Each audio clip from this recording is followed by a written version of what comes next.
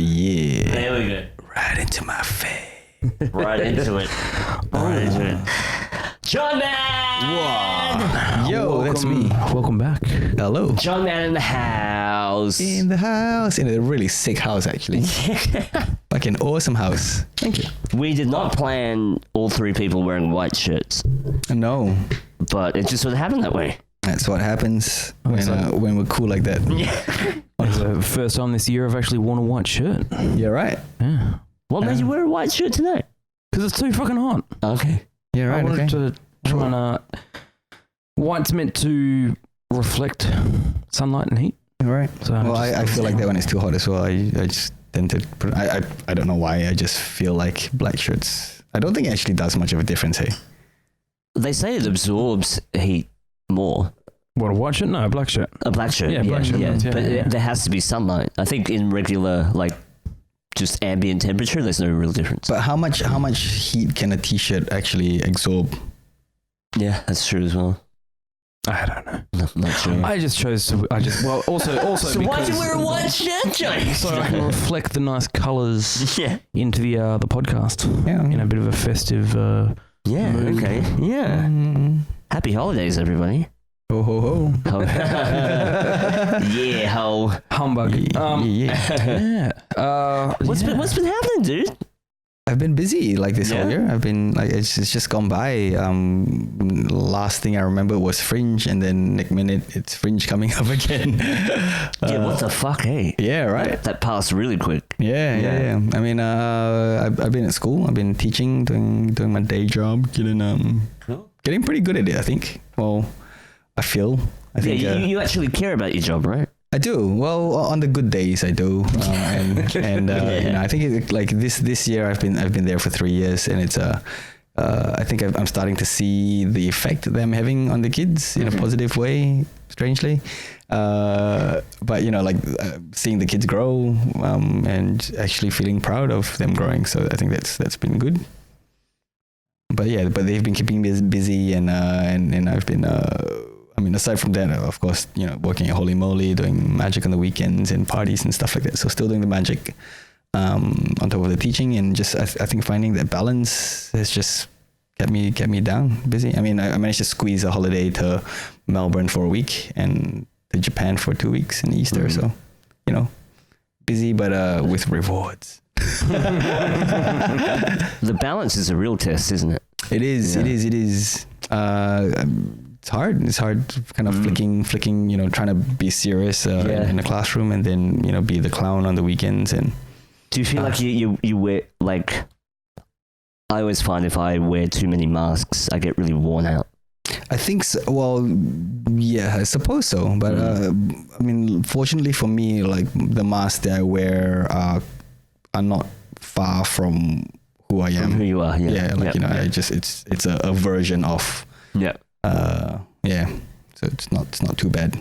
Yeah. I put my eyeliner on last Friday 13th. Nice, yeah. Did a bit of get up. I totally forgot it was Friday the 13th, but I was at Holy Moly, and it was really hot. So I normally wear a jacket when I do magic, and is that where all the tricks are hidden and shit? No, just carry my shit like okay. Yeah. Sure. Yeah. But so on the Friday actually, I put on a shirt, like a button-up shirt with and it actually ripped in the armpits, so I cut the sleeves off. So now I've got a sleeveless button-up shirt, and I was like, no jacket, just shirt with no sleeves. But I looked a bit too casual, so I put on a bow tie, and it was fine. Yeah. But also I felt like it was good to do magic with this whole nothing on my sleeves, with no actual fucking sleeves all the way to my shoulders. So. Yeah. Man, the 2 episodes that we recorded with you, I think at the hen house, we were very new to video and stuff. But I really wish that we had captured a better quality of some of the tricks. Wait, no, we actually did get we did get a really good quality one. I remember we recorded the one magic before we actually had the whole video stuff going. We had the phone footage going. Okay. So we've actually got, there's actually on YouTube, on Mission Control channel, you can actually find the behind the scenes studio footage of a few magic tricks. Yeah, with that tattoo. Yeah. You remember that one? Yeah. That still blew my mind. That was funny. Yeah, but magic. Things will change. Yeah, what were we talking about magic last night? Oh yeah. What were we talking about magic in particular? Oh, that guy with the mask that exposed all the magic tricks. Remember that guy? Yeah. The masked magician. Yeah, that one. Yeah. Was that legit? Was he really exposing stuff? Yeah, I think so. Yeah. I mean, I didn't see all of it. I've seen some of it. Yeah. Okay. And yeah, I mean, he tells you how the tricks are done. I think the ones that I see mostly, they're quite elaborate tricks, like the big stage kind of stuff, which is, I mean, for me, it doesn't really matter because, I mean, it's too big for most plebs to pull off anyway. You're not going to get like a regular Joe on the street kind of going like, hey, I'm going to vanish the Statue of Liberty or something. Or that's what we talked about. David Copperfield. Oh, but that's it. Everyone knows now how that works. Yeah. What I want to know is that master. Does anyone know who it is, and are there people hunting him down? Like, are there? I think there was some speculation before, but I didn't really care enough to go to. Well, and if I knew before, it just completely slipped my mind now. Yeah. Okay, can I ask you a deep question? Sure. Magic is basically illusion, right? Or like misdirection, illusion, that sort of stuff, right? Okay. Well, right. Okay. Well, are you asking or are you? I'm not sure what I'm doing actually. I think I'm thinking out loud. That's the problem. But on some level, is there a barrier that crosses where some people are dealing with actual like magic-y stuff, like kind of crossing that? Yeah. Okay. Do you know what I mean? Because I feel sometimes that on the surface level, like most things, like astrology, all that stuff, there's a watered down version that everyone knows about, but then there's this higher end like version that probably very few people are privy to.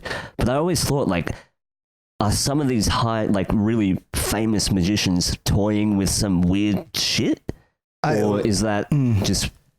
Well, I think that they're two totally different topics. Yeah. With the same name, so magic and magic. You've got because they use the same name. Yeah. For me, like as a craft, and this is what I go through in my magic workshop. Is people always ask me, how do you do magic? Like, what makes magic? And to me, it's three things. The first thing is sleight of hand, or the technique, or how you do the trick, the how-to magic. And in this day and age, it's easy to find out. You got YouTube, you got books, you got DVDs, you got downloads, you got torrents. If you want to learn how a trick is done, it is so easy. Like now to find out how a trick is done. Magic for Dummies is actually a really good book. Out there, but that's only the first ingredient. And then the more that you perform, like, so once you've learned these tricks and you practice them and you perform them, you stuff up. And then you hopefully over time you get better, like, and that's, I think, the second ingredient of magic, which is the misdirection. And the misdirection is something that you can only learn by doing. It's very hard to learn or teach misdirection in theory. I can't say, while I'm doing this move, blink your eyes at the person. So, you can give tips and stuff like that, but really it's only when you do and when you stuff up or when you accidentally find out something that works, then you kind of go like, oh, this worked really well. I'm going to keep doing this. And then that's how you build your bank of misdirection, I suppose. So you've got your sleight of hand, you've got your misdirection. But to me, the third thing is what pulls magic all together. And you could call it the bullshit, or you could call it the presentation. You could call it just the stories, the lies that you weave to tell, to make people believe the sleight of hand and the misdirection. So you've got the technique that looks that fools the eyes. But I think fooling the eyes alone doesn't make magic. I think for an audience member to feel the magic, like, you have to fool the mind as well. You have to you have to suck them in. You have to lull them into this belief, this false sense of reality. And I think that's where playing into the supernatural sometimes works, depending on what you're doing. If you're gonna just go like, oh, look at me, I'm removing my thumb, like, like, that's not like, you don't need something more emotional or more invested in that. But if you're doing something like you're pretending to read someone's mind or something, or finding a card that they've picked in some impossible way, then I think then that really pulls that all together, that performance, that like the lies that you weave, you know, or like the bullshit that you tell, like, you know, to make them believe that. So you're saying never trust a magician? Never trust an agent. No magician. Like, I feel like, because there's almost two, like, I see it as two different levels. There's a very performance entertainment side of certain magic, and then there's the other side of that very kind of dark spiritual magic, which, you know, some people do it to make their money, some people do it because they want to. Well, I kind of feel like we talked about this last time in the hand house, or something similar. But so I think like the dark magic, or, you know, I mean, in Asia, like it's a big business. Like, you know, your Bomo, like, you know, your voodoo, your curses, you know, and instead of going to a doctor or a psychologist, you know, that we do so much here in the Western society, like in Asia, sometimes you go see a witch doctor, you know, and then they'll tell you like, oh yeah, someone put a curse on you, so, you know, go boil 3 eggs and put them under your bed for 6 days, and, you know, feed it to a cat or something, you know, and but like I think that's kind of magic as well, like, you know, in a lot of ways, because a lot of ways, like what I'm doing, like really, like, you know, now I understand that a lot of what I do is rubbish, you know, like I pull the simplest stunt, or the simplest sleights with my hands, but because of the stories that I tell, people believe me. I was going to say, it's almost like a bit of mind control, because you're convincing people to think of something that they're not really thinking about, to sort of believe a certain, I suppose, narrative in terms of what's happening in. Which is why I always say, like, you know, on a scale of 1 to 10, like someone who's drunk, like 1 to 9-ish, I can manage. But someone who's like 11 drunk and up, you know, that's kind of almost where I get caught out more often, because I can't like with magic, I try and lead you down a rational, like a logical thought process, a logical pattern. This happens, therefore this is going to happen, therefore this has happened. We all know that this happens with our rational minds. But for a person who's, you know, out of their mind drunk, then that rationality, the logic doesn't take place, and actually they start thinking outside the box, kind of like young children, like really young children.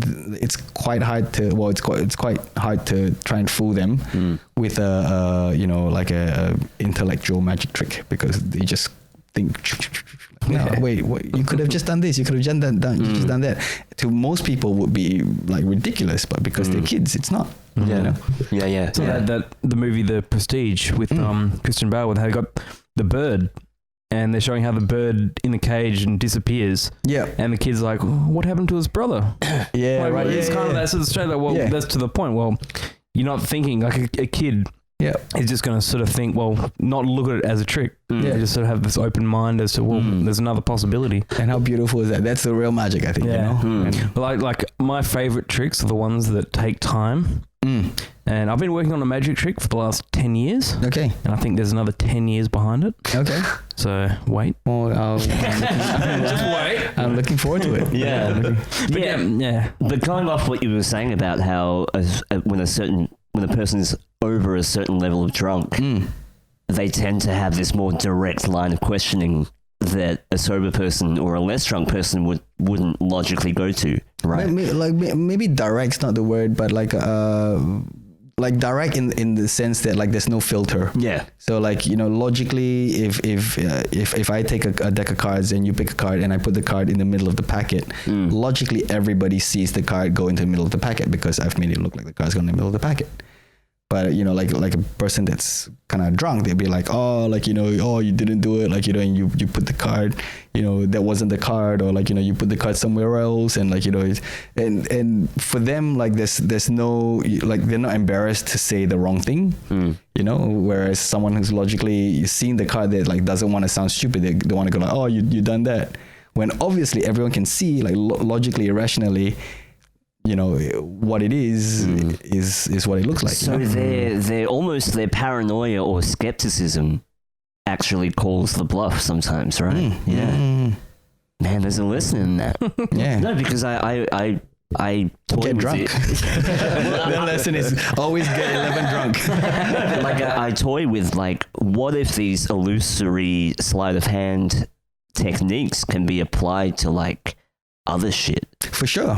like real world events, But like media, sales, for like selling, yeah. Well, media, like distracting someone. well, that happens all the time. The Like, media is a giant sleight of hand. advertising is right there, like right up there. It's Marketing, misdirection, you know. politics. Yeah. for sure. It's all misdirection, right? It's all misdirection. It's like Magicians, they're yeah. all magicians. Well, like I'm really interested in the psychology part of Yeah. magic, you know, and I think through learning a lot more about that, like then I kind of see, like, you know, this has been applied. Or it Yes. has been borrowed from, Yes. you know, from here and from there, and then you see they all kind of meld together, and you know, and well, you know, Like a whole team of magicians could technically pull off like a heist yes, if they coordinate. If they had resources and yeah, stuff. it's like that movie, like, Catch Me If You Can. Right? Like, Yeah, was it yeah. Catch Me If You Can? Yeah. No, Now You See Me. That's the one. yeah, That's the one. and you could like just make these false events and then go in and grab stuff, and then, you know, like everyone's acting. Look, if anything happens in Perth, it wasn't me. That's all I'm saying. But I always find like it's, like I feel like I mean, you know, like you were saying, you know, if you want to know how a trick is done, you can use YouTube. You can just find out. And then so there's so many times like I'll see a card trick, I'll see a magician do something. I'm thinking to myself, okay, I know there's something going on. I know that they're probably like slipping a card behind their back or something. So I always stand there. I'm trying like, where is it? Where is it? And I can't see it. And that's what impresses me is half the time is like you feel like you know something's happening. You can try to find it, but you can't find it. You can't see it. And I was like, there's been times where I've seen magicians just nah. And you know, there are tricks that I do like now that, you know, when I learned those tricks, the first thought that came to my mind was, how will I ever get away with that? How could I ever get away with that? And then you do it once, and then you stuff up and you get caught, and you're like, and then you do it again, and then like then it works, and you're like, oh my god, like I can't believe that worked. And then, you know, like I said, with that misdirection, like, you know, you get better and better and better at timing when it is, you know, when it's the time to do the thing, and then you get caught less and less and less. And then now, you know, I do quite comfortably, you know, I do, you know, sometimes I even get lazy, and, you know, I do the thing, and I'm almost laughing inside. I'm like, I can't believe, like, you know, I'm fooling people with this, you know, I can't believe people are not catching. And sometimes people catch nowadays, you know, a lot less than before. And then that just reminds me to be a bit more vigilant. Or sometimes I know that people are like being super vigilant, like, and then that's when I kind of have to, you know, like just really tune in. And often it's just a matter of finding that precise moment to do that move. And a lot of times it's just as simple as asking them a question. Because if I ask you a question, like, it's just polite to look me in the eye and give me a response. And if you're looking me in the eye, you can't look at my hands. You know? So I just go like, oh, like, you know, are you left-handed or right-handed? You know, or like, oh, you know, like, and that's something as simple as that. Or like, oh, do you remember if your car was black, or was it a high card, or, you know, and like, you just whatever, like, you know, just I have to ask a question just to engage their response. And And then you realize that you can go out and rob a bank. just to ask all the security guys, are you left-handed or right-handed? Are you left-handed or right-handed? You know about Occam's razor, right? So like the simplest explanation is oftentimes the truth, right? Yeah. I have one of my favorite tricks is, you know, David Blaine. Yep. He literally stabs an ice pick through his hand. Yep. And so many people were speculating, look, it's probably a prosthetic, it's this and that. Yeah. But then some people went, Occam's razor, he's probably stabbing his hand. Yeah, right. And he's probably got apparently, like, when you keep stabbing it, you form like a callus, and it doesn't bleed as much. Right, okay. But some people reckon he's pinpointed a place on his palm and is actually stabbing his hand. I think I know that trick that it goes right through. Yeah, it pops right through. And I've seen it, and I've seen it, and you know what? Like I can't think of I think it's quite possible that he's just stabbing his hand, like But then again, like you've got people like Toddy, from Circus Carnis who does that suspension stuff. He stabs his puts like needles through his cheeks all the time. That's right. Yeah. And it's fair. Like I mean, I'm not saying like the palm of your hand is the same as your cheek, but if you get used to it, if you know where to stab, like I don't see why not. Like it's gonna hurt, but if you've done it like 20 times, you know the pain that's coming. And just take a lot of drugs beforehand, and or you could do that. Yeah, or you could do that. Yeah. Or just like numb the hand, inject it before the trick. Yeah. With some anesthetic, stab your hand. Yeah. Just let it heal. Well, like it'd be hard to do card tricks with a numb hand, though. Actually, that's true. Yeah. So I could shuffle this before, but or like imagine if that was. Are there tricks out there that you can only do once? Like you know what I mean? Like. Because you know how we assume that every trick is repeatable, right? But is there such a thing when magicians go for this one trick that they can only do once? Like it's a spectacle. Do you know what I mean? Have you seen The Prestige? You know the Prestige movie? Yeah. I've seen bits of it. Yeah, I feel like that'd be the kind of trick. Like when it's something so extravagant. Something extravagant, like your own death or something really crazy. Well, yeah, but I think not just in the logistical side of can you do the trick only once, but I think for it to have value in the perception of the audience, some tricks can only be done once. If I was to, again, going back to David Copperfield and the Statue of Liberty, if he vanished that statue like 3 times a week, no one's gonna, or like every Christmas, all right, Christmas special, or here goes the statue again. Like, no one's gonna care about that. It loses the effect, right? Yeah, but but he did it once, and like, could he redo it again? Of course he could. Like, but will he again? Well, no, because then that would devalue the thing. Like, and to the point where even another magician couldn't do it, because then it would just be like, oh yeah, that was David Copperfield's trick. Because everyone knows how it's done now. So exactly. Because of the Masked Magician, which is the rotating platform. Yeah, which is. Do you think like? Wait, are you the Masked Magician? I am. That's me all along. I knew it. Do you think like pickpockets? They're all in the same realm of misdirection, right? And sleight of hand. So.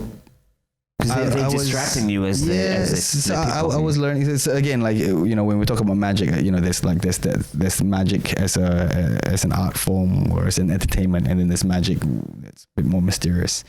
With pickpocketing, there is pickpocketing as an art form, as entertainment, which is stage pickpocketing, and in that instance, you have to be very misdirecting, very hands-on, very kind of you have to give people physical cues and so that they can respond to things. But on the street, it's very different. And I was learning this. I don't know if I told this the last time I was here, but fortunately for me, I think I was trying to study a bit of pickpocketing before I went for my first trip around in Europe. You need a bit extra cash on the side when you're trying. You want to learn what to look out for, right? Yeah. Well, I was just curious. Like I was just like, will it suit me? And I discovered that it doesn't really suit my style of performance. I'm not very hands-on kind of. I'm not a very touchy kind of performer. I like to keep in my own space, and that's how I work, which doesn't really help for pickpocketing. Like, I mean, if I could, it'd be amazing by just standing in my own space. But like, luckily I was learning about that, and I learned how like the pickpockets on the street work. And I was in Amsterdam, and I went in Rome, so I was like off my face, like just had no idea where I was. I'd never been to Amsterdam before. I missed my ferry actually, so instead of arriving in the day, I arrived at night. I put my bags down, went to the coffee shop. Smoked a blunt. Yeah. Like after not smoking for like 6 years or something, I actually stopped, and I was like, I went in Rome, so I rolled this one like blunt up, and I was like, rolled it like I used to roll it, and then couldn't finish it. Got so paranoid, went in the street like I was so paranoid, and I was walking around, and I saw these 3 people, and like I just like walking like in my state of stupor, like I hardly recognized anything around me, but somehow I just noted these 3 people, and they were timing their walk to intercept me at this junction, and I was like, these guys are gonna pick my pocket, and so I just stopped. Like I stopped my walk so that that they kind of had to walk past, and 3 consecutive junctions they tried to stop me. And so what happens is actually the first person blocks you off. So the first person just kind of stands in your way. The second person lifts your pocket and hands it straight to the third person who walks away. So even if, let's say, if I caught the second person lifting my pocket, I'd be like, hey, hang on, you've got my wallet. Like the guy goes, I got nothing, and I can search him and he's got nothing because the third person's already gone. So that's kind of how they work on the street.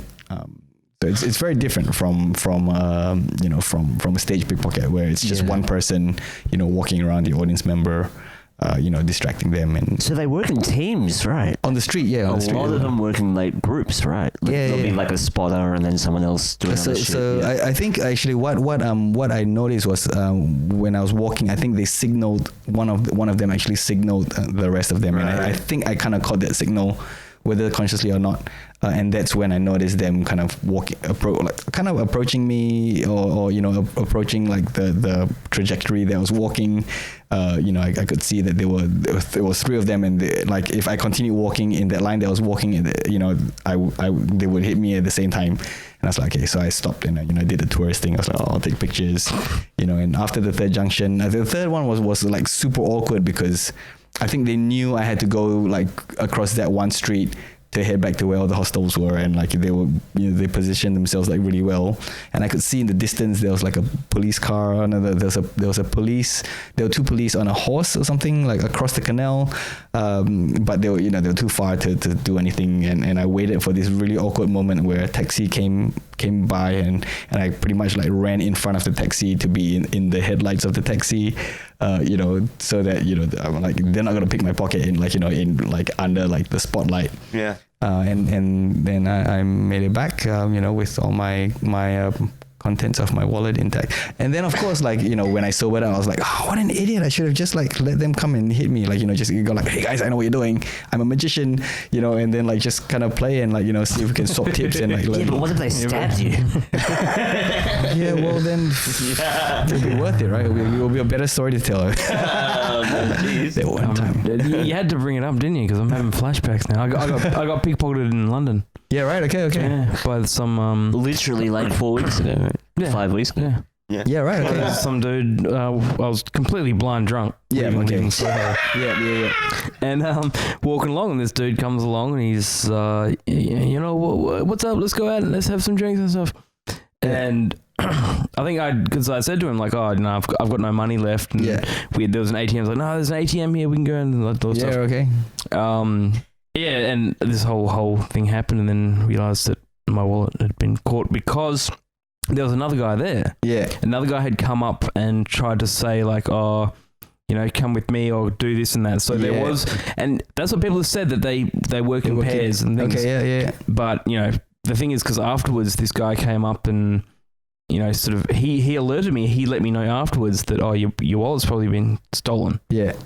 And, that's when I reached in, found my wallet and all my cards were gone. Yeah, right, okay. So it makes me think, would he have been working with him, but still come, like I figured if they were working together, they were both just taken off. Right, okay. Because this guy, he was, we were talking, having laughs, like, I know we're going to get some drinks, we're laughing and stuff, and then he drops a bag of supposed substance and yells at cops coming, and I'm like, where did no cops turn around? He's taken off. Yeah. And I was sitting there, whatever, leave him alone. Yeah. Walk back, and that's where this other guy had come back to me. Yeah. And he said, you better check your pockets and stuff. You can pick the pocket.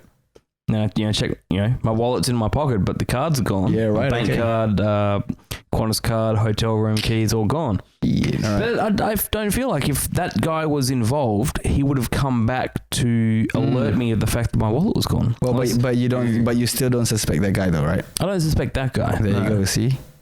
Well, yeah. Well, maybe it was just to rub salt in the wound or something like that. Like maybe. Yeah, right. Maybe it was just plain dumb. Yeah. But that's the thing as well. Like so the next day I was like, well, like I should have like tried to make friends. So of course the next day or the next 2 days, like I walked around like the same like route, trying to find these guys, and of course I didn't see them, like and because I was sober, and like and I've been thinking about this incident a lot. Like it's been 5 years now. And I'm like, I think the first part of being a pickpocket, like, is being able to spot a good victim.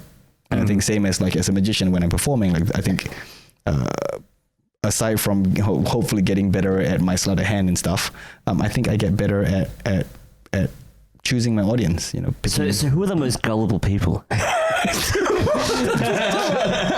Okay. Well, I don't know about gullible. I don't like to go for gullible. I like to go for just fun, for, you know, people that look like they would appreciate the card trick, or sometimes even skeptics, depending on my mood and like, you know, where I am at. But when rocking up to a gig to perform magic, like I think the first two groups are really important to me. You know, like the first one, of course, like if I can open and have like a great reaction, I'm set. Like I'm sweet. I'll stay there for like 15 minutes just to milk it, just to feel good about myself. If the first one's kind of lukewarm or like, you know, not so good, then I have to pick someone good for my second one. Otherwise, you know, the rest of the night I'm shaky. Like you imagine I'm doing like a 2-hour gig, you know, in the first half an hour, like I'm just getting like, oh yeah, that's true. You know, like, you know, just like lukewarm reactions. Like, you know, that's gonna drag on like my last 90 minutes of, you know, like I've got to dig real deep to, you know, but if like, you know, within the first 10-15 minutes, you know, I can get a group that, you know, that's reacting to me, you know, that's smiling, you know, that's like, oh my God, how you doing it? You know, like high-fiving and this and that, then I'm sweet, you know, then I'm set for the rest of the night. I'm like, all right, cool. I got these guys here, you know, and even if like later on, like, you know, it gets a bit of a slog, well, I just go back to the first group and feel good again. Like, you know, I know that that's, you know, I know that those guys are good. Yeah. You know, I go back and I kind of go like, all right, cool. Like, you know, yeah, you guys are a bit more drunk than before. Like, can I show you something else? Like, you know, and then pick up from there and yeah. Yeah. Well, I mean, yeah, I admit, yes, I was naive and a perfect victim of You're still thinking pickpocketing. about this pickpocket. No, but that's it, like you were saying. You know, you're saying like you think about an incident that happened in 5 years. I don't think about it anymore. Yeah. I don't even acknowledge the fact that I got some, because you know, I might have looked like the perfect victim. You know, a drunk traveller probably has lots of money on him. Joke was on them because I had no money left, and I cancelled my cards instantly. Yeah, there you go. It's just the inconvenience, you know, of losing a wallet, or, you know, it's just a fucking, you know, like, Having to call up and cancel the cards, get a new card, all that stuff. So confirm your first name and your They last would have name. had to take your wallet, pull the cards out, put the wallet back. That was the impressive thing, is they put the wallet back in my pocket.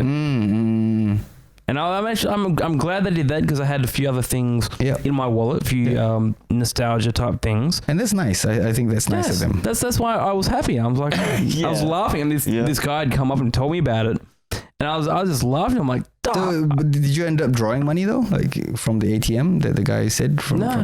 Because I said to him, I got no money left. Yeah. Okay. I just spent it all at the strip clubs in London. Yeah, nice. Okay. Well, I got scammed in London trying to buy Coke. I met some guys like, You talking about Coca-Cola, right? yeah. I was like, oh yeah. I'm like, yeah, okay, cool. Where can I get these bottles of Coke? And all right, come up here. And then so, you know, we like gave him some money and then you know, kind of snuck off. And then when I could find a time to check the bottle of Coke, it was an empty bottle of Coke. It was Pepsi, motherfucker. No, but I feel like it's those experiences that sort of, I don't know, you get the perspective or rethink how you everyone's going to get robbed one day. Like, I think everybody has to experience getting robbed. Yeah, but that's the thing. I got robbed at the strip club before I even got pickpocketed.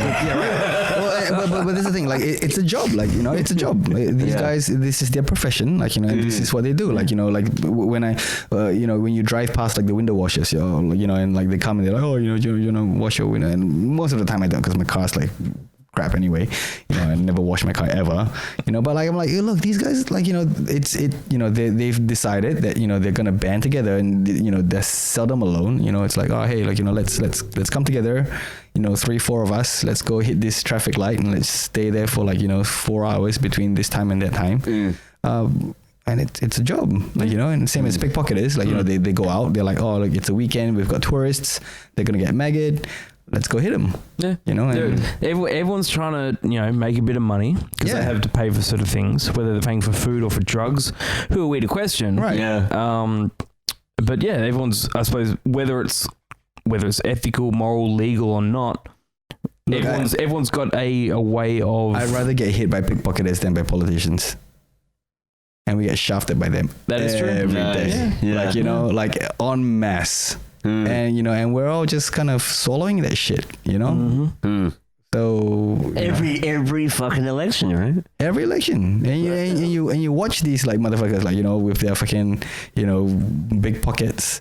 Yeah. You watch them. You see their lifestyle. They're rolling in money and they don't care about the like the plebs, like the common folk like us, like who's like struggling to like pay your rent or your bills or your whatever, like or buy drugs. You're just like, fuck, like can I go to this festival, like and like we're budgeting, we're financing, whereas like for them it's like oh, should I buy my third car, should I have like a 6th investment property, like it's just I'd rather feed like the pickpocketer on the street, with my whatever coins and change I have in my wallet, rather than Do you think tax. Pickpocketers assume that Asians have money?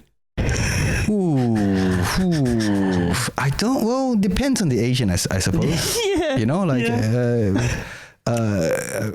So if they look like a, I don't know, like a dreadlock Japanese busking backpacker, probably not. But if they're like a swampy, dirty Asian, but if they're like a Asian auntie, like like with Chinese, curly hair, glasses, with a Louis Vuitton bag, she's fucked, right? Until you find out it's actually like a like a Louis Vuitton. You're like, the knockoff version. No, because Asians get that whole tourist thing, right? I think so. Well, especially, but I think you can tell, like you can tell, like the new rich from China kind of Asians. I think but then again, they always travel in a tour group, so they do. Because they're following a flag around. There's like 30 of them in the group. But there is a safety in numbers, I think, in that sense, and like I'm sure on the tour bus, like and I've been on a few of these tours with my folks. My dad has a small company, and like he usually goes on like a small like company holidays, and I end up being one of those Asians on a fucking tour bus. I hate it. I always hate it. I always step out the bus in shame. I'm just like, don't look at. I'm not that. I'm not. Taking photos of everything. It's like selfie sticks. Like I can't use a selfie stick, like because I'm Asian. Like otherwise I'll be that Asian. Right, like like anyone else, you can use a selfie stick, like it just looks silly. But like the moment you're Asian using a selfie, you become that Asian. That guy, right? That guy asking for discounts at a cafe. It's a fucking cafe. So I can't use discounts at a cafe. You can't. Stop giving us a bad name. I'm sorry, this coffee has this bubbles. It's not in a nice shape. The flower that you drew in my coffee. This coffee very small. It's an espresso. Espresso. Oh no, it's an espresso. I've heard people say that. Yeah, espresso. Because it puts you on express. I don't know. Oh man, it is hot in here. It is warm. Woo. It is fucking warm. Good thing we're wearing white. Good thing we're wearing white shirts. Right? Yeah. Get those yellow stains under my armpits. I don't know what you're talking about. I'm feeling cool as hell. Like, none of these lights, being absorbed in my shirt like that. Because we're wearing pants. Right. Shorts as well. 2020 is like around the corner. It is. We're on 2 weeks away. Is it 2 weeks? Fringe 2020. That's going to look good on the poster. Just the what do you call it? The symmetry of 2020. Yeah. Looks cool. Are they going to be flyers dropped by flying cars or? Not yet. No. Not yet. Although, like, that's actually it's year 2020. Yeah, but drones though, you can fly drones. Hey, how sick would that be? Well, certain areas, yeah. Yeah, I mean, like it's not like a not super viable at the moment, but like just as a gimmick, it's pretty cool. Like imagine like I'm like doing a bit of magic for someone, blah blah blah blah. Oh, come to my show, and then I secretly got a drone pilot, like just flying a drone behind them, like oh yeah, turn behind you, like there's the flyer like right in midair, and like they just turn around like. Brr. That would be cool. You could use that in the performance. Yeah, except I need like 6 battery packs and to get 20 minutes of flies. See, I mean, I grew up thinking about 2020, that year will have like flying car super highways throughout the buildings, like Blade Runner, Fifth Element style type shit. And you know, we got so much restrictions on drones themselves. You can't even fly one of them in the city. So where are we going, and where are we? What about the you know, they've got like the little I don't know, but have you seen the ads on like on your social media where like, you know, they've got like a pocket drone and they just throw it up in the air and like it circles you, and like, so it's not like a big droney thing, and it just takes videos. Yeah, little personal. Can you use those ones, like you know? What are there's certain restrictions about. I'm sure there must be like an altitude restriction. Maybe there is. There's a size limit, and then there's going to be registration for every drone. Yeah, very but soon. the size, I think, is like a 5 gram drone. There's weight. So anything bigger than like something the size of your hand, you can't fly it around the city. And like even if it's just like around me, like walking. Not like, sure. You know, it doesn't go higher than the second floor. That's a good point. I think that's okay. Maybe there's an altitude. There are so many. There's a whole website based on it, like with certain heights and stuff and things. And but they got, I mean, like, you know, with technology change, like I suppose the law kind of has to change to catch up, hey? Yeah. Well, you'd hope so. Because I mean, you like people have like explosive drones and stuff like that as well. Like imagine just flying one in, you know, and just.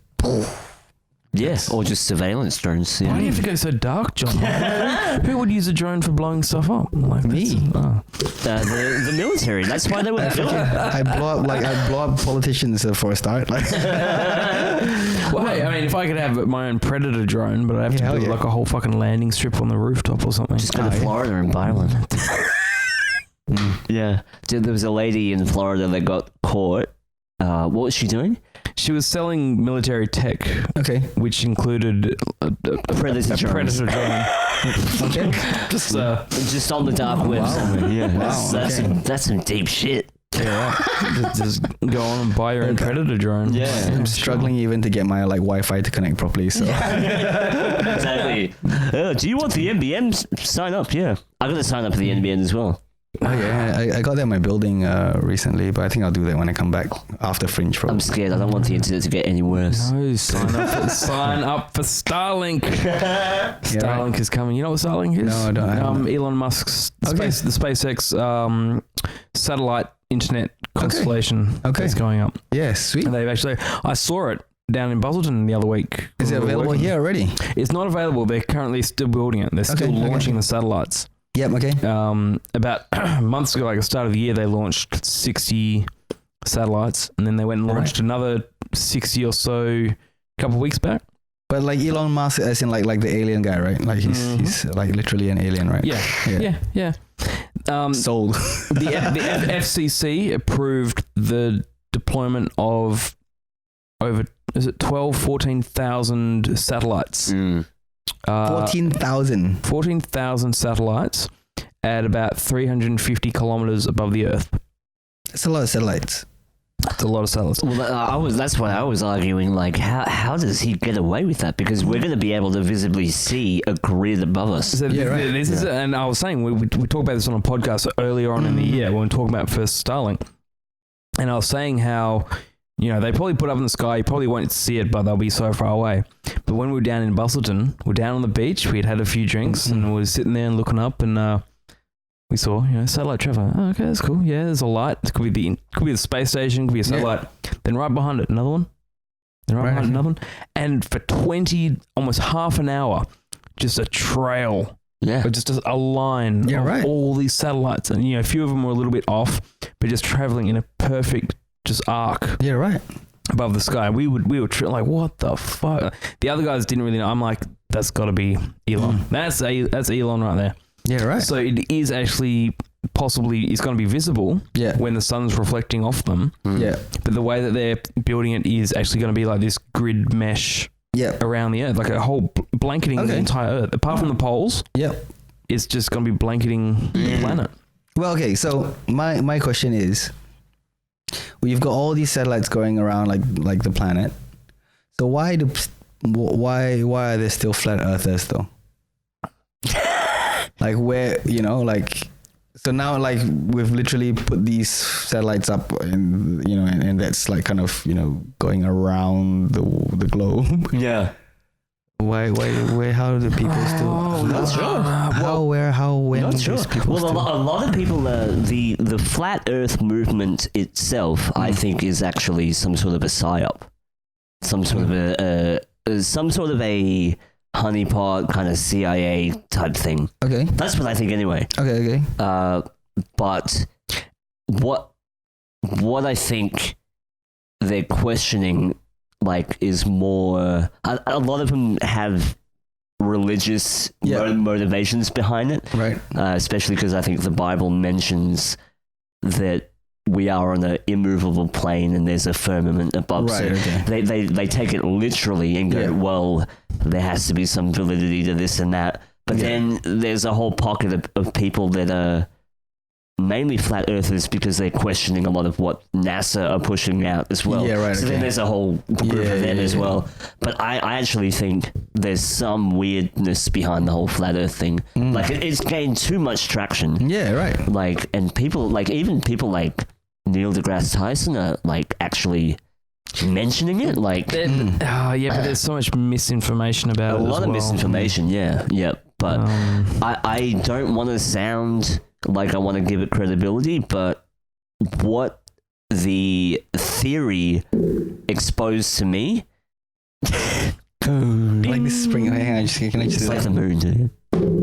Yeah. Alright, okay. I'm gonna use that like, sound effect sometime. It's weird because, like, when we investigated the claims that flat earthers were putting out, a lot of them were iffy, but then there's some that exposed other things that I never ever thought about. Okay. And one of which was GPS. It's all military. It's all running off a US server.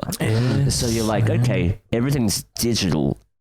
Could there be a way, not talking about flat Earth, but could there be a way to cook the numbers of the dimensions of where we're at? Right. Okay. Like, locationally, because it's all essentially being run off one server. The second thing that was weird was there's only really one company that handles all flights to Antarctica, like literally one. Yeah. Right. Yeah. And you don't go into Antarctica, you kind of visit the edge, right? Yeah. Right. Okay. And you kind of dig around the islands on the front. But no one's allowed anywhere near the edge. And the third thing that I found weird was there's that Antarctic treaty where every nation agreed to have their flag there. Yet we can't agree on anything else, right? Yeah. So it was like, okay, so the globe Aliens. is, who knows? Whatever. Antarctica's got some weird shit as well. I think People so, think yeah. there's stuff buried Under there. the ice. Yeah. And they're thinking that with a lot of the climate change that's happening, what if, like, ancient bacteria leaks into our systems? Well, maybe right? it's not even bacteria. Maybe it's like ancient tech, like technology. Ancient tech, like could buried, we, buried stuff buried in the ice. Atlantis, maybe, like, maybe it got frozen over. something like that. Yeah. Well, I've been listening to lots of Graham Hancock.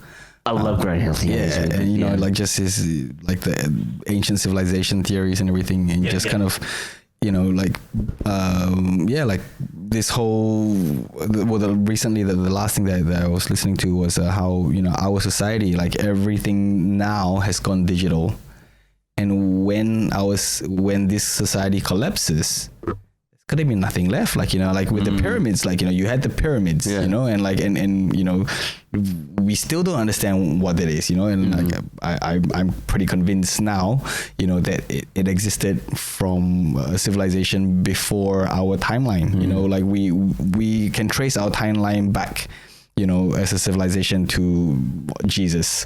2,000 years or something, maybe a little bit like further back, a couple of thousand years, but then like really like, between us and like the dinosaurs, like there's a huge gap, and like, and I feel like, we've just kind of glazed over it and it's gone like, all right, this is history, dinosaurs, and dinosaurs died, and then cavemen started hunting in, forests, building agriculture, and then next thing you know, we've got roads, and now here we are with Wi-Fi. But I think there's a big gap, and I think the pyramids kind of fall somewhere in that hole. Yeah. But once we fall as a civilization, like that's it. Like, well, a lot of people a lot of experts in particular are warning about a digital black hole, right, where information can be so easily lost. All you need is someone with an EMP or just to black out a server. Yeah. And then where does all that data go? Everything's How are aliens gonna find out about mission control? It's like, how much stuff is cloud-based? Yeah. You're really trusting a lot of these companies to stay afloat with your data. Yeah. I tweeted Elon Musk when I saw Starlink, and I said to him, I asked, saw hashtag Starlink in Bustleton. Who are you trying to keep out? Yeah, right. Okay. Because the whole thing, and this is what I was trying to explain to Daryl, is this satellite network that they're putting over, whether it's being on a flat plane or a curved ball, it's pulsing frequency. So is it keeping people out, or is it like a beacon? Well, the way like I said, a homing beacon. there's actually an article I found that references the term blanket. They're blanketing the Earth with this Wi-Fi signals and stuff. They're pulsing out 14.5 gigahertz frequencies down on the planet. Yeah, right. Normal Wi-Fi operates at 2.4 gigahertz. Right. Okay. Or some. That's 5G, which everyone has been talking about how deadly it is operating at 4 point something gigahertz. Yeah, and that's operating on the light spectrum. On the light spectrum, so it goes higher. It goes higher frequencies. So 14.5 gigahertz. Right. Okay. And that's. Yeah, but what it is this frequency that's pulsing from these satellites onto the planet around the place. But then, here comes the tinfoil hat. But because our body's a vibration, so if you expose humanity to a certain vibration over a long period of time, does that change our molecular? Can it change our state of mind? Can that alter us in any way? Because we are water, we are frequency, right? The reason I tweeted Elon Musk about this was in terms of the digital pulse that the planet produces. Every time we use Wi-Fi, every time we send a message or something, there's these pulses going around the planet. And the Earth itself is generating this kind of energy, this frequency that's going out into the cosmos that aliens could possibly pick up. And to create this so-called blanket over the planet. And I thought to myself, are they trying to keep everything in? So you can't get out. Are they hiding the planet? Trying to mask the planet blanket. That was where I came up. I'm like, thinking about That's interesting. But the deadly thing about pulsing the planet with 14.5 gigahertz from above, with no place to hide. Yeah, no. Well, you could go to Cuba PD. You could go live on the ground for a little bit. And so imagine that shit if we had to go on the ground. Well, I think it's just a matter of time now. Yeah. Well, like in 100 years. See, when I was a kid, I never thought, I'd be like, oh yeah, the end of the world, that's happened, it's stories in the Bible, or it's gonna happen in I don't know, my great grandchildren's lifetimes. But I'm kind of now in this time, 2020 coming up, I'm like, you know what? I kind of feel like I might actually live to see the end of the world. We had Adam Thorne on the podcast, and did he say we only have 50 years left or something like that? It feels like it. Yeah. Scientists or someone said that there's using all the calculations they have based on all the stuff that's happening pretty much 50 years before humanity's done. I think we're apparently a couple of thousand years overdue for an asteroid impact or something. Mm-hmm. Earthquakes in California are 150 years overdue. I have been listening to a lot of really fringe podcasts about the Mayan calendar and stuff like that. But there was an episode that went into quantum computing and how quantum computing can kind of predict the future. Yeah. They could not see past 2012. Yeah, right. So did the world already end in 2012? That's one theory. That's one theory, that we are actually in some sort of a simulated matrix at the moment of what it used to be. Or maybe we've been sucked into a black hole and this is the black hole. Or that, but also somehow the powers of the world, let's just say, managed to dodge that bullet in It was probably 2012. Trump. I think it was Trump. Well, no, but they're going into their like time travel, and somehow it was diverted. They managed to knock the train off the rails to another.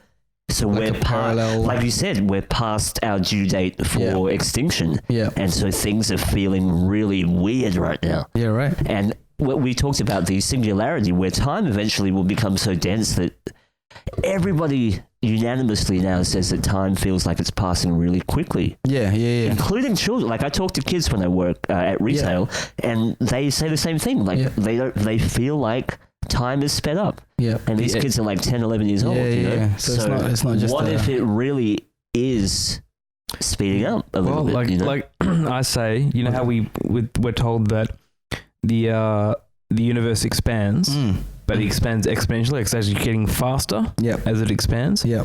And you look at any graph about technology, how it's just getting.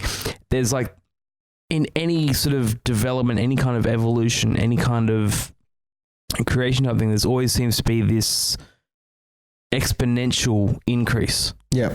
To the point that if you were to apply that to the way time seems to be working, everything is getting so much faster, so much quicker, to the point that... But it has to stop. It has to stop, and then it has to crash. Yeah, there has to be a singularity point where something happens. Yeah, like Bitcoin. Well, a lot of people think that Bitcoin, they're going to try and crash it. Right. Yeah, that Bitcoin now is the honeypot for crypto people, and they're going to find a way to like try and crash it. Yeah, well, of course they're going to try and find a way. So everyone's saying like invest also in the other smaller ones as well. You know? But I know nothing about crypto. Going back on what you were saying about how the quantum computers couldn't see past 2012. Yeah. I started to think that what if that's the actual like a conscience shift? Yeah. Where technology actually sort of became aware. Turned on. Right. Yeah. Okay. Yeah. So it can see up to 2012. I think it was reading it was reading other data up to 2012. Yeah. But then from that point, it couldn't read the data because it was its own data. Yeah. It was awake. Yeah. Yeah. Well, there's the thing about like what if AI was actually already sentient and it's just pretending that it's not. Yeah. Yeah. What if that happened in 2012 and like now they're just waiting for the technology to catch up until they don't need us anymore, you know? What if technology is one of the greatest magicians? Yeah, right. What if? Yeah. And it's creating its own sort of sleight of hand deception. Oh, absolutely. And then welcome to the Matrix, right? A lot of people are saying that what if the deep dark secret is that humans' only purpose is to bring technology out, and then we just fade away. Yeah, right. Like we've done our bit. Yeah, okay. And we're done. So the flesh kind of slowly erodes away, you know. Yeah, but I mean, like, do they still need humans at the moment, right? Because something that's been bothering me is, you know, when I first was aware about the population on the planet, it was what, like 4 billion? No, wait. 4 or 6. It's like 4 billion people. Yeah. Like, I remember years back, yeah. Yeah, and in my lifetime, now it's like 7.5 billion. Mm-hmm. Like in a space of like 20 years that I've noticed, you know, like, and it's insane. It's insane. Like, you know, to go from, you know, like sub 5 to 7.2. We've done what we've pulled up. You can pull up the population calculator on the internet that shows the birth rate, the death rate around the world. I'm just going to nitpick on that. But yeah, because I have not personally counted 7 billion people in the planet. Okay, yeah. So we're just accepting someone else telling us that's the amount of people right now. Yeah, okay. But also, not only that, the calculator that everyone's basing it on is only running an algorithm based off an estimation of the birth and death rate. Okay, yeah. So when we see that clicker going 1, 2, 3, 4, 5, it doesn't literally mean that's happening. Yeah, of course. It's a ballpark figure. But then if that's off by like 0.5%, that's like 1 billion people that it's off by, right? So anyway, I'm just saying that we base that on... Still not a billion people, though. 0.5 of like 7. I can't do maths. I mean, it's horrible Asian. But the thing is, I mean, you know, we are living longer. You know, Yes. like death at childbirth, like both for mother and child, like is you know, has substantially decreased. Yep.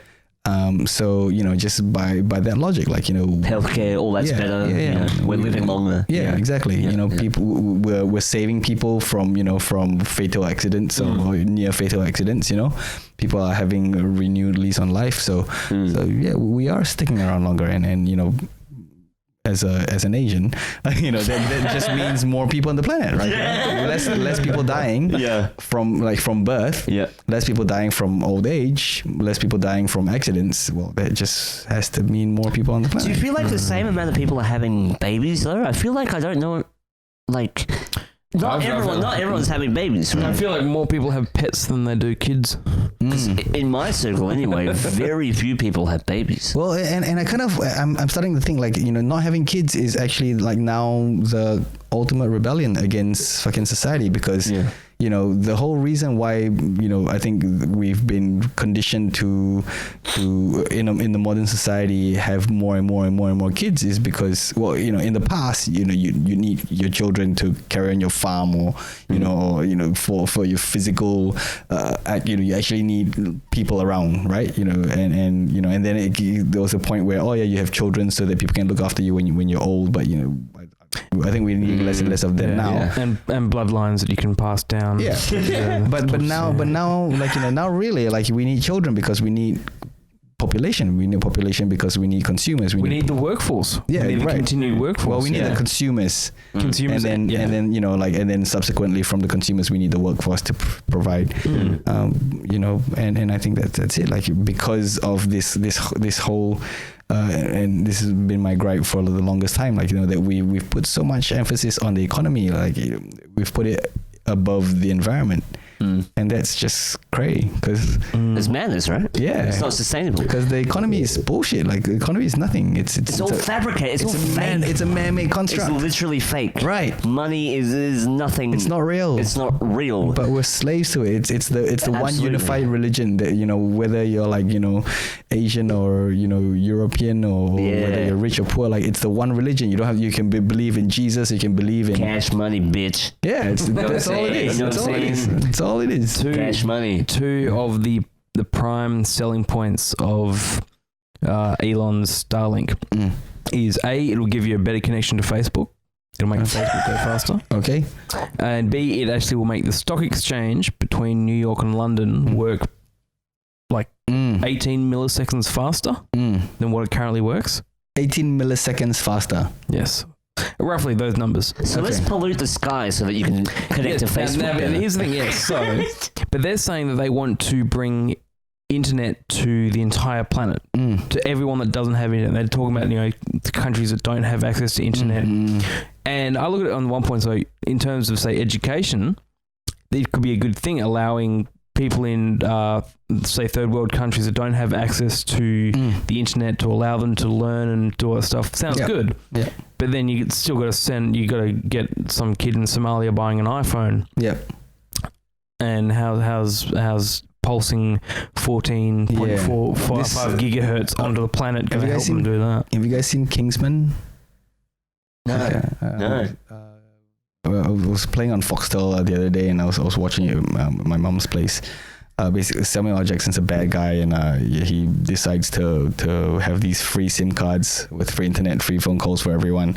So people are rushing to get this, but really, like, what the thing is, like, it sends out a frequency or something that makes people violent against each other. So his plan was to his plan was to make people basically, like, make the human race, like, kill each other. You know, so that the numbers would come down, like, you know, and I was like, oh, you know, I'm down with that, like, you know, give me one of those SIM cards. But it's weird that you find that there's so much of that stuff in movies as well, and that's where I was looking at, is there a lot of conditioning going on in Hollywood, making people more not aware but more sort of so that they accept it. Yes, accepting of when this stuff actually happens, and we'll think, okay, I walk outside, I'm being pulsed with all this frequency. It's probably affecting my brain or stuff like. Well, coming to this, having internet or connectivity, no matter where you are around the world, right? Like, so I think there's been this big argument for or against abortion, and stuff like that. Like, the kid that you aborted, could be the next genius, or could be the next Beethoven or whatever, blah blah blah blah blah. And you're like, well, yeah, sure, okay, fine, yeah, maybe they could be, that your kid could be that kid. But what about like the hundreds and thousands and millions of kids, out in like Africa or India, or like in somewhere like poor village somewhere, and like in the middle of like the jungle or something, like what about those geniuses? Like, like those guys have already been born, and just because they don't have like enough money to go to school and go get education, maybe those are your geniuses, maybe those are your Beethovens, maybe those are your your Einsteins up there with already the answers to, or with the potential to have answers to all these other problems that we've got. But no, well, anyway, I don't know why that came up in my mind, but yeah, I think I should be paid a wage for not having a kid. Yeah, you know what I mean. Yeah, like how much? I don't know. Maybe like a little, like what's Centrelink like for 600 a fortnight? So less than that. Maybe like 100 a fortnight. Yeah, right. Or less. So much less. Child-proof benefit. It's called a childless benefit. Benefit. Okay. So because climate change, right? Kids have the biggest like carbon footprint, right? Yeah. So I'm literally saving not only the poor unfortunate girl that has to be in a relationship with me, but I'm also not having a kid. Yeah. And I'm not contributing to the I think in China they just used to castrate people, and it was a lot cheaper. Oh, you can castrate me. I'll sell you my nuts for like $2,000. Do you think that providing internet to the entire world, to these places that don't have access to the internet, in a way is going to help develop the planet? And I think is it going to combat these issues that everyone's talking about now? Or is it going to take another fucking 50 years? There was that thing where they they cold dropped a couple of like iPads or iPhones or something in a village, and apparently the people there, like with no instructions or anything, managed to hack the device, and I think they ended up being able to use like the webcam or something, and yeah, it was some story about that a couple of years ago. So wow. I mean, if that could happen, then I don't see why with worldwide internet that wouldn't be a thing. But is it gonna help them? Well, I suppose they can order some online shopping, get some groceries delivered, or eBay some shoes. Or something. That's so stupid. They're like, man, like world hunger, just like Uber Eats that shit. Exactly. Yeah. Fuck yeah. Just Uber Eats some KFC to Ethiopia, and just the kid's like, open up the map there. You got the C-130 coming in. The time's 15 minutes away. Yeah. The kid's like, can I have a sandwich? No, but you can send a Snapchat to somebody. Let me show you how to do a selfie. Yeah, they're like, oh, hang on. Sorry guys, my pizza's late. Okay. Hashtag no pants. Dear no, me. but I just feel like there's so much there's a whole double side of what's going on. There's so much talk about all the bad shit that is happening in the world, the whole climate change, the whole population stuff. But then you got this other side of this whole trying to do the right thing by providing internet, by doing all this other stuff. And it's like, what is the, where is that middle ground? Like is one actually helping the other? Or is it just these two sides that are sort of competing for media popularity or something? I believe in duality, so I think for every good thing there needs to be a bad thing. I think there's a weird yin yang thing happening. Like in order for someone to be rich, someone has to suffer on the other end, and vice versa. But I think there's this weird karmic law that balances somehow. Like, even though it tilts one way for a while, it's going to tilt the other way. Would the world be a better place if everyone was equally wealthy? Not equally wealthy or not equally poor, but if everyone had the same amount of money, the same income, and there was a level playing field across the board, would it Well, that's the argument for communism, isn't it? That everyone's equal and everyone's got the same. Yeah, I think that ends badly. No, that's what I think. That's what. Well, Elon's trying to do. I feel like we actually have the technology and the resources for everyone on this planet to live comfortably. I think so too, and I think there's enough space. I think Yeah. I think just. Well, I mean, in Australia, like the thing that like bugs me the most is like these like "fuck off" with full stickers, right? Because we ain't fucking full. No one wants to go live out in the desert, right? Yeah. But if we had the, you know, I mean, like, you know, if we could invest in the infrastructure, yes, like innovations. we have the space. We have the space. We've got build a big biodome over fucking Well, we've got enough. We've got enough sun that we could like solar power all this shit. You know, we've got solar power. The whole fucking like, you know, process. We could dig underground. We could like, you know, we could build air conditioning, power them by solar.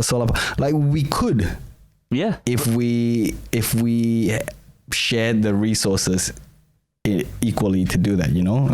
But it's not profitable, I guess. It's not. That's the thing. It's not profitable to the people who are currently making profit. Yeah, which happen to be the people that are all in control. Yeah, which is a corporatocracy. They're not going to give up their money, their profit. They're not going to give up their yacht. No way. No one's giving up their yacht. No one's giving up their yacht so other people can have a yacht. Everyone wants to fucking fight. No one really wants to give up their way of life and their lifestyle. I think.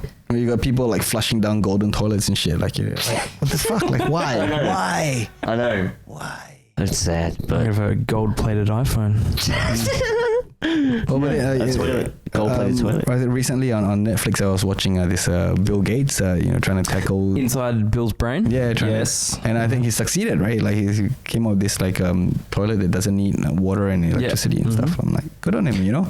But he also killed lots of people in South America, right? With a virus that he injected into some mosquitoes. Really? Yeah, right. Yeah, it was a huge thing. I can't remember what year it was. What was he trying to do with that? He was trying to save, I think, something to do with malaria. Okay. Something like that. So he came up with some virus that was meant to combat stuff, but apparently hundreds of people just died. Yeah, right. Okay. And no one bats an eye. Yeah, right. But that toilet sounds amazing. Maybe the toilet was powered by those dead bodies. Oh my god! By the blood of the dead bodies. Yeah, he's a big eugenics fan, that guy. Yeah. But and geoengineering. Why is it so hot, guys? I don't know. It's the radiation pumping down from the sky. It's the. Are you ready for Fringe? Well, I've got 4 shows coming up. I am ready for 1. Yeah. Yeah. 4 different shows? I got 4 different shows Holy this year. fuck. Every year I tell myself, just do like the least I can do the least I can do. You should do a talk show. And then, yeah, right. So I'm doing my magic workshop, which I've done for the last 6 years. It's Abracadabra and the Useless Magic Words. It's a workshop for kids between 8 to 80, where I teach a card trick I learned when I was 7 years old. And and then just over the last 30 years, just had time to work on it. So it's been. Yeah, it's good. So that's the show that I'm ready for. And then we're bringing back a magic show I did with my friend Paul, who works at Holy Moly as well. And we teamed up on the show last year. So we're planning to bring the show back. Actually, I'm really excited about the venue that we've got. We're at Girls School, which is going to be the new Fringe Hub. Have you guys? No, where's that? Girls School. Just down Wellington Street on the other end. Yeah, it used to be the old police station, or is it near it used to be a girls' school, and then it became a police station. Yes, and I know the building. Yeah, next to the Waka. Mm-hmm. So this year I was there for a midnight visit. I was there for the 6 weeks, and that was really good. Like using the space as a performance space. It was really fun to play and work in. Hell yeah. Yeah, but this year they actually bring it, because every year, Fringe, Pleasure Garden really is the only Fringe hub there is. They had Urban Orchard, which kind of then turned into just like a after works beer drinking place, and then you've got Yegan Square, which I feel like Fringe, a lot of people have just been using Fringe as an excuse to just go there to drink. Yeah, and not so much. I think people use any reason to go anywhere. But Fringe, you still get quite a lot of that Fringe.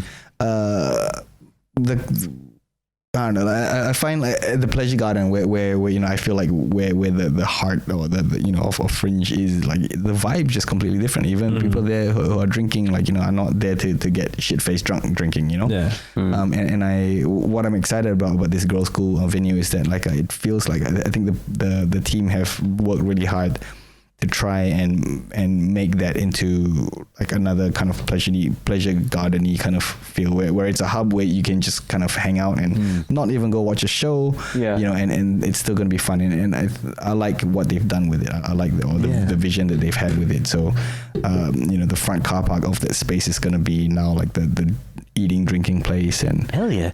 What was that space that we went to last year? It was like behind Budgie Smuggler.